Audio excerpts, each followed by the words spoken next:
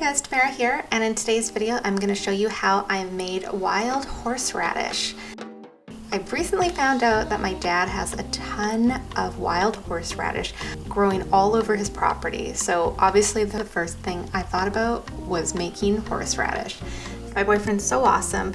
We grabbed a shovel and a pail and then we headed out to the backyard and started digging up the roots. So I had no idea what they looked like, and it was pretty neat. So I also noticed that the leaves to me look a lot like banana leaves. I don't know, maybe that's just me.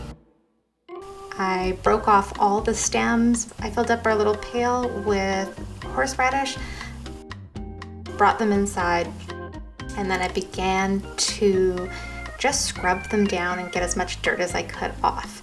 Once they were all scrubbed and cleaned, and all the dirt was gone as much as I could, I started to peel all of the skin off. And then there was some, you'll see they're kind of oddly shaped. Some areas are kind of difficult to get to. And then once all of the horseradish roots were cleaned up, I started to grate them. Once it was all grated, I placed it into a bowl and then I added my liquid. So I've got water, salt, and vinegar. And you want to be careful when you're adding your liquids here because it does create a gas that is very similar to tear gas, and that can be pretty brutal.